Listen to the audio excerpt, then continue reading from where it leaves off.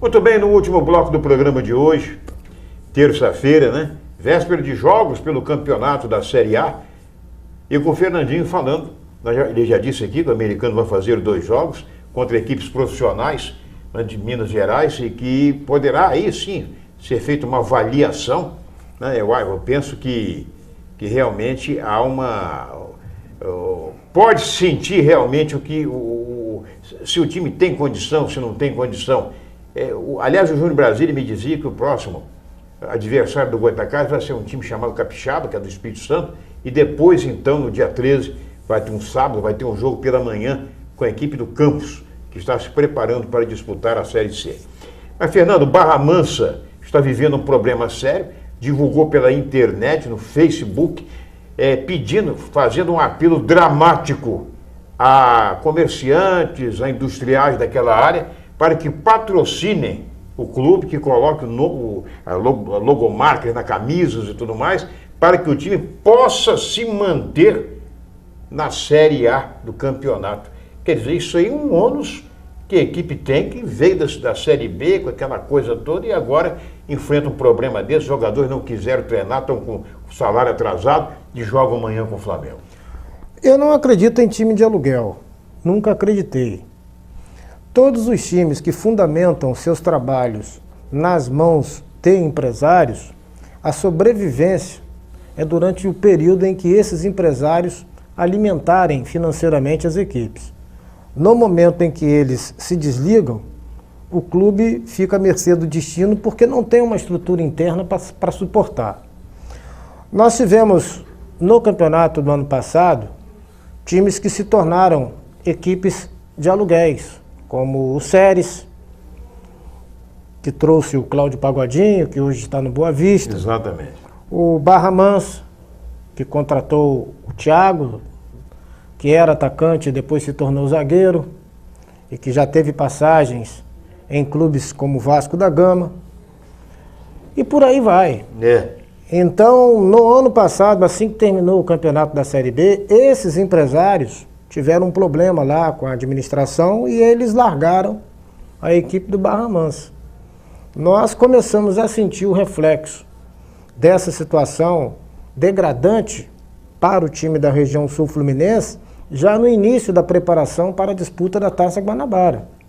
E realmente, o problema vai se estendendo porque o time que sobe para a primeira divisão, no primeiro ano de sua participação na primeira divisão, a verba não está no mesmo nível daqueles que já estão na primeira. Quando se pega dinheiro adiantado para quitar dívida de competição anterior, já entra com déficit e não consegue suportar. Eu vejo que o Barra Mansa e o Bom Sucesso, olha que nós ainda estamos na primeira rodada. Começa agora, na quarta-feira, a segunda rodada. Times que não têm condições, se não surgir aí alguém para ajudar, de continuar na primeira divisão em 2016. E o Goitacazes hoje vive uma situação boa porque tem um grupo político por trás. Isso. O americano vem tentando também conseguir parceria com esse grupo político para poder ter um ano de grandes resultados.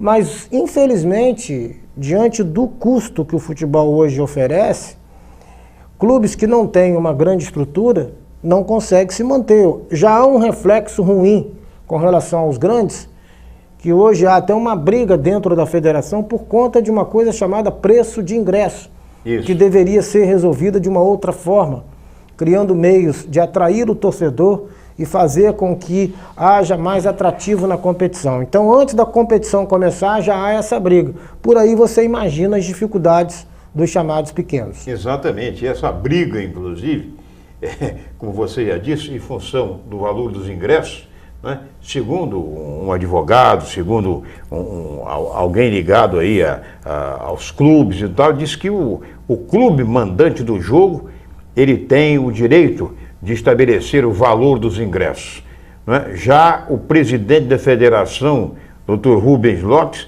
já divulgou uma nota dizendo que, em absoluto, isso fica resolvido em arbitral e que a federação é que, juntamente com os clubes, pré-estabelecem os valores. Quer dizer, é um negócio complicado, né? Mas isso era feito antes, onde havia uma exigência em cima dos pequenos. E os grandes, que tinham rendas mais portentosas, não reclamavam. Só que o reflexo hoje está invertido. Você vai no interior, você tem renda. Você vai na capital, você tem grandes estádios que têm um alto custo para serem abertos, como o Maracanã, por exemplo, e os grandes não sustentam. Então, hoje, todo mundo reclama, porque se hoje atinge os grandes, eles, por terem mais soberania nos arbitrais, se acham no direito de impor um regime à federação. Mas, de fato, a federação também erra quando ela, por sua vez, impõe aos clubes todo o débito com relação à montagem do quadro móvel e vem os borderões altíssimos. E a tabela atinge também clubes de menor expressão, porque a menor taxa hoje para você jogar no interior, a menor, é R$10.000. Você imagina a maior, porque existem praças esportivas que para você abrir, elas têm custo. Engenhão, mesmo com esse arrendamento com o Botafogo, o Maracanã e por aí vai. Bom, Fernando, eu vou fazer o seguinte, amanhã, no programa de amanhã, eu quero tocar num assunto eu dei antes, no primeiro bloco do programa, eu falei sobre justamente o que você está falando nesse bloco. É justamente que a maior renda e praticamente um dos únicos jogos em que os clubes tiveram lucro, e a maior renda foi justamente no interior, no jogo do Flamengo e Macaé. Com mais de 14 mil pessoas. Exatamente. O Macaé teve 50 e poucos mil reais de lucro e o Flamengo, o Flamengo teve que pagar a equipe que faz exame antidoping, o Flamengo teve um descontado também, problema lá de penhora e tudo mais, mesmo assim levou 30 e poucos mil reais.